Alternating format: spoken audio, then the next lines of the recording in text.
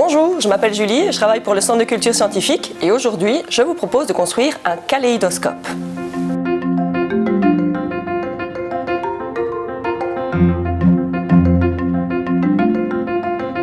Pour cette expérience, vous allez avoir besoin d'un rouleau de papier essuie-tout, du film plastique, du papier aluminium, un compas, des perles, des élastiques, du papier cartonné, de quoi mesurer, découper et coller. La première chose à faire, c'est de construire un prisme et deux disques qui vont venir s'insérer dans votre rouleau qui est de taille standard. Vous pouvez retrouver toutes les dimensions précises du prisme et des disques dans l'article juste en dessous.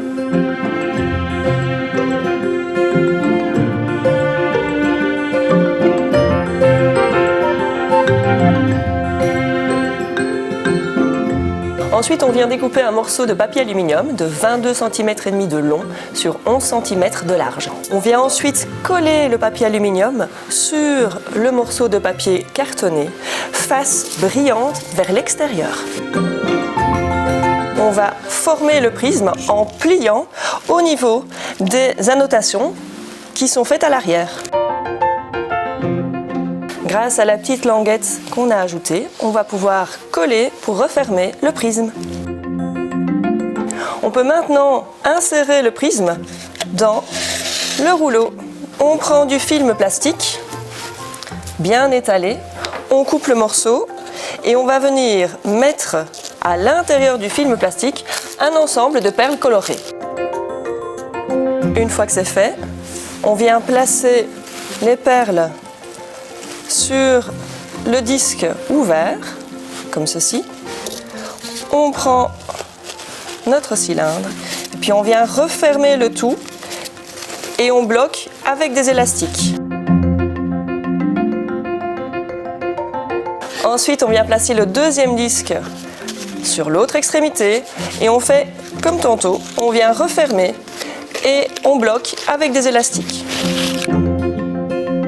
Enfin, avec les ciseaux, on vient percer un trou au centre.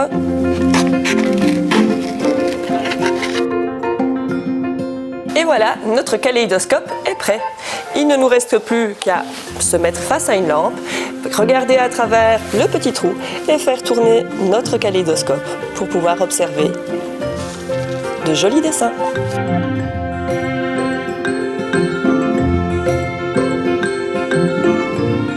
Alors, qu'est-ce qui se passe à l'intérieur de votre kaléidoscope? Vous avez construit un triangle formé de miroirs, comme ici. Au centre de ce triangle, vous avez disposé des perles, comme mon bonhomme. Quand la lumière traverse les perles, eh bien, elle vient percuter un miroir. Le miroir a une propriété un peu particulière. Il réfléchit, la lumière rebondit sur les miroirs. La lumière va donc arriver sur le premier miroir, va rebondir pour venir sur le deuxième, troisième, et j'ai donc mon image qui va se réfléchir une série de fois pour créer une image un peu particulière. Quand vous faites tourner votre kaléidoscope, les perles bougent. Vous allez donc changer l'image qui va à nouveau se réfléchir et donc former de nouvelles images au fur et à mesure que vous le tournez.